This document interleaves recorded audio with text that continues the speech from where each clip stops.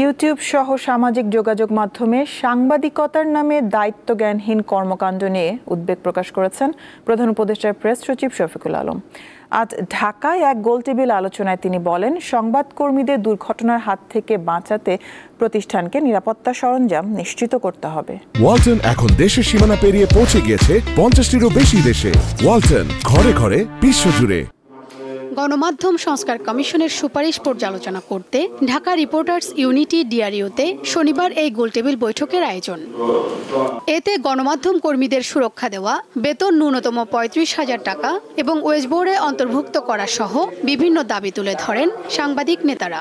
BTV, বেতার ও বাংলাদেশ সংবাদ সংস্থা বাসসকে সরকারি নিয়ন্ত্রণ থেকে বের করে পৃথক জাতীয় সম্প্রচার সংস্থা করার পরামর্শ উঠে আসে বৈঠকে।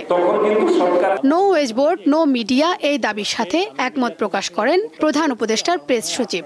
আমি প্রস্তাব করছি এমন একটা ক্লজ থাকতে হবে যে যদি কোনো সাংবাদিক কর্মক্ষেত্রে যে উইদাউট সেফটি ইকুইপমেন্ট ছাড়া তাকে পাঠালে এবং সে যদি ওইখানে মারা যান, ওইটার জন্য যে ওনার তার এগেনস্টে কেস করার একটা বিধান থাকতে হবে। আপনি ওনার হিসাবে, মালিক হিসাবে আপনি একটা টিভি স্টেশন চালাচ্ছেন, তা দিয়ে আপনি আপনার বিজনেসে প্রভূত উন্নত করছেন, আর আমার জার্নালিস্ট ভাইটার আপনি একটা ভেস্ট আপনি ৩,০০০ টাকা লাগে, ১০,০০০ টাকা লাগে, আপনি এটা কিনতে পারেন না। দায়িত্বজ্ঞানহীন ইউটিউব সাংবাদিকতার কারণে জনগোষ্ঠী হুমকির মুখে পড়তে পারে বলে আশঙ্কা প্রকাশ করেন তিনি। প্রতিদিন সস্তা কথা মিলিটারি নিয়ে বলছেন, প্রত্যেকটা দিন আপনি ৩০ মিনিটের এবং এর মধ্যে ভালো ভালো বড় বড় নাম করা, সোকল নাম করা, আমি নাম সোকল নাম করাও আছে।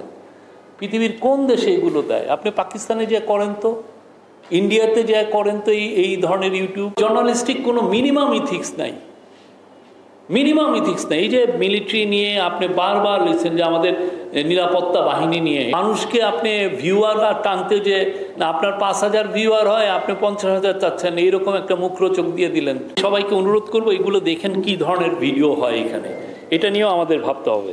সব প্রতিবাদকে মব বলা উচিত নয় বলে মন্তব্য করেন প্রধান উপদেষ্টার প্রেস সচিব।